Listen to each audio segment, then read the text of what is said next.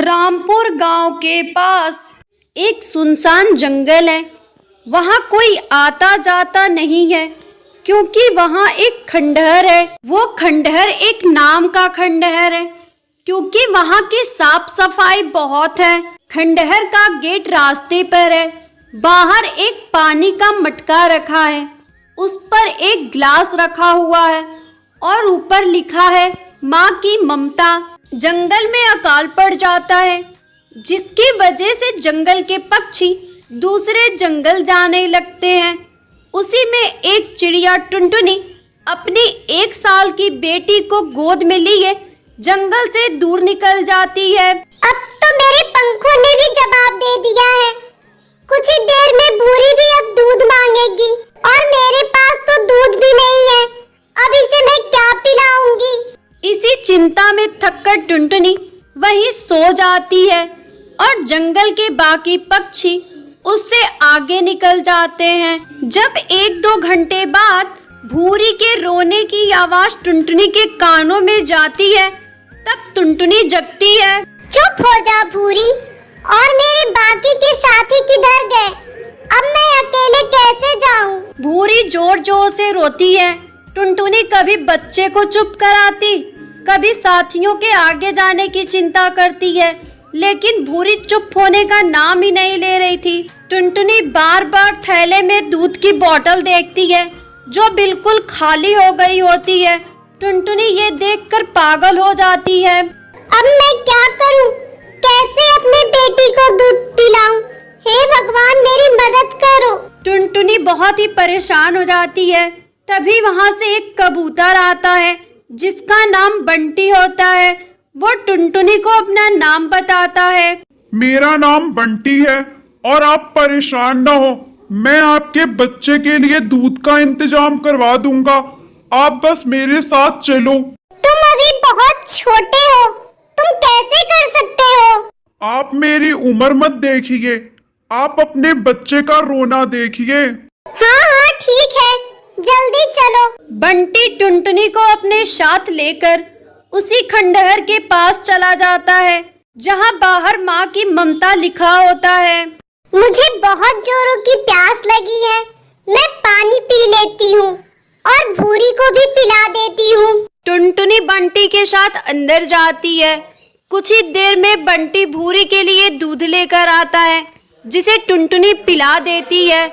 उसके बाद भूरी चुप हो जाती है। तब टुनटुनी सोचती है, ये कहाँ आ गई मैं? ये कौन सी जगह है? और बंटी कौन है?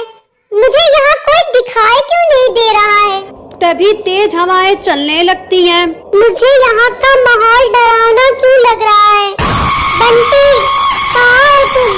बंटी, मुझे बताइए, मैं यही था।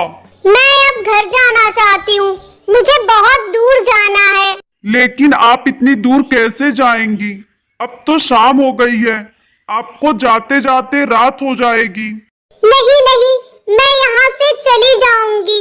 और हाँ, तुम यहाँ अकेले रहते हो? ये इतना बड़ा खंडहर है और तुम्हारी माँ कहाँ है? मेरी माँ तो दिन में दिखाई भी नहीं देगी, वो रात होने पे ही आएगी।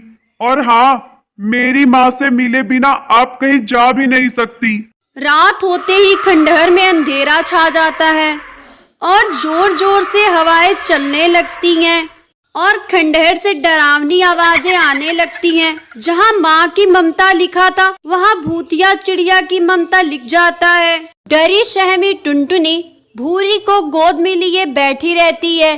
तभी वहाँ भूतिया टूनी चिड़िया की आत्मा आ जाती है। बंटी, बंटी, कहाँ हो तुम? और ये भूतिया चिड़िया कौन है? ये मेरी माँ है, इनको भूतिया मत कहो। मुझे तो शक कभी हो गया था, मुझे यहाँ से बाहर जाने दो। अब तो यहाँ से बाहर नहीं जा पाएगी, मैं तुझे जिंदा नहीं छोड़ूंगी। प्लीज मुझे यहाँ से बाहर जाने दो, मेरा एक छोटा बच्चा है। मैं तेरा बच्चा अपने पास रख लूंगी, फिर तुझे यहाँ से बाहर जाने दूंगी। जैसे तू आज भीख मांग रही है, वैसे मैं भी अपने छोटे से बच्चे के लिए भीख मांग रही थी, पर उन बदमाशों ने मेरे बच्चे को लेकर मुझे आग के हवाले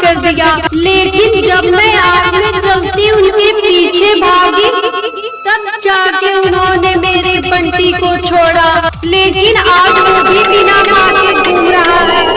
मैं नहीं छोड़ूंगी, किसी को नहीं छोड़ूंगी। मेरे बच्चे के लिए मुझे छोड़ दो। मेरे पास दो रास्ते हैं जिनमें से तुम्हें एक अपनाना होगा। मैं दोनों में से एक को मारूंगी।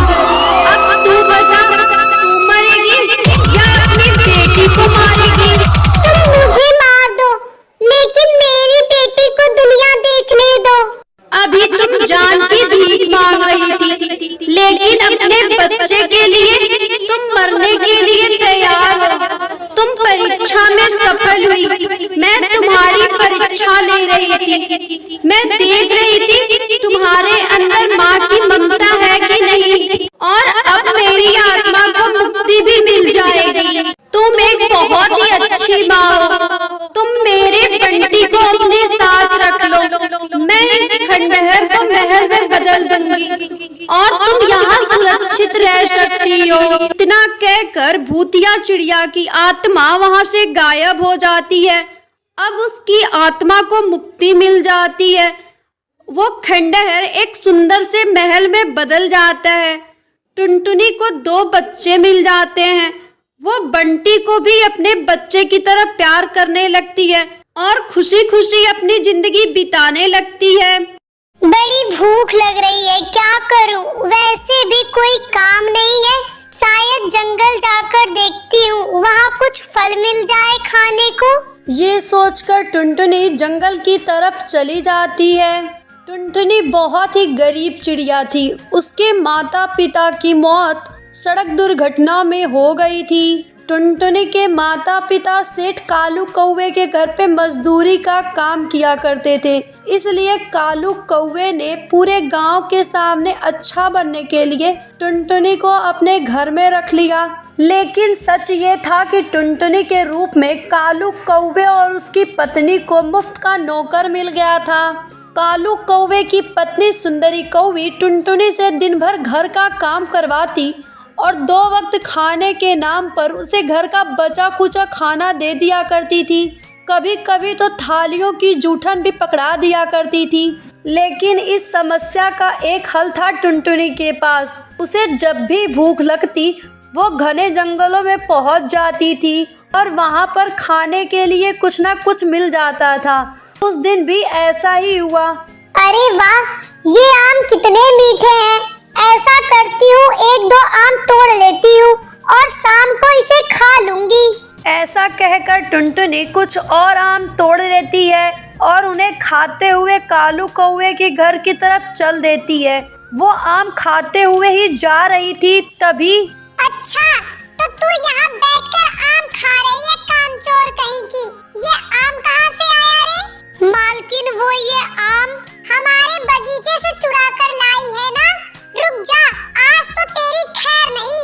सुंदरी कौवी ने टुनटुनी को पूरी बात कहने ही नहीं दी और उसे लेकर कालू कौवे के पास गई। देखो जी, मिल गई हमारे आमों का चोर। ये घर का काम छोड़ के हमारे बाग से आम चुरा के खा रही थी। नहीं मालिक, मैं ये आम नहीं चुराई हूँ, मैं तो जंगल से लाई हूँ। चुप हो जा नमक हराम कहीं की। तेरा कोई नहीं है ये सोचकर तुझ पर तरस खाया था हमने, लेकिन सच है तुम जैसे फटीचर लोग कभी किसी के नहीं हो सकते। चल जल्दी से हमारे घर से निकल जा, मैं तुझे एक पल भी बर्दाश्त नहीं कर सकता। उसके बाद टुनटुनी चिड़िया घोंसले से बाहर चली जाती है। अरे ये क्या कर दिया आपने? उसे घर से क्यों निकाल दिया? मैं तो आपके पास उसे 2-4 थप्पड़ लगवाने आई थी और आपने उसे घर से निकाल दिया। अब घर का काम कौन करेगा?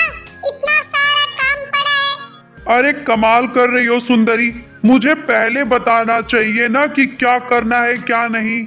अभी तो घर से बाहर निकाल दिया है तो अभी बुला नहीं सकते, और ससुरी वैसे भी अनाथ है, 1-2 दिन में खुद पे खुद वापिस आ जाएगी जब पेट में भूख की आग लगेगी। सुंदरी कौवी कालू कौवे से बहुत ही ज्यादा गुस्सा हो जाती है और मुंह फुलाकर बैठ जाती है। सुंदरी कौवी और कालू कौवे को यही लगता था कि टुनटुनी 1-2 दिन में वापिस आ जाएगी, लेकिन टुनटुनी के साथ जो होने वाला था वो कोई सपने में भी नहीं सोच सकता। माँ पापा, आप मुझे छोड़कर क्यों चले गए? अब मैं कहाँ जाऊँ? मेरा तो कोई घर भी नहीं है। टुनटुनी चिड़िया जोर जोर से रोए जा रही थी। उसे कुछ नहीं सूझ रहा था कि वो क्या करे। तभी टुनटुनी चिड़िया की नज़र नीचे पड़ती है। वो देखती है कि बहुत सारी चिड़ियाएँ रसीले आम का मज़ा ले रही हैं। तभी उसके दिमाग में एक आइडिया आता है। वो वहाँ से उड़ती है और उड़ते उड़ते जंगल में पहुँच जाती है, उसी आम के पेड़ के पास जहाँ से उसने आम तोड़कर खाया था।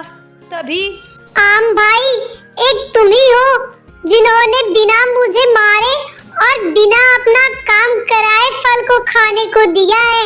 क्या आप मुझसे दोस्ती करोगे? टुनटुनी के ऐसा कहते ही आम की डालियां जोर जोर से हिलने लगती हैं और वहां एक तेज हवा का झोंका आता है, जिससे आम के नीचे की सारी पत्तियां हट जाती हैं।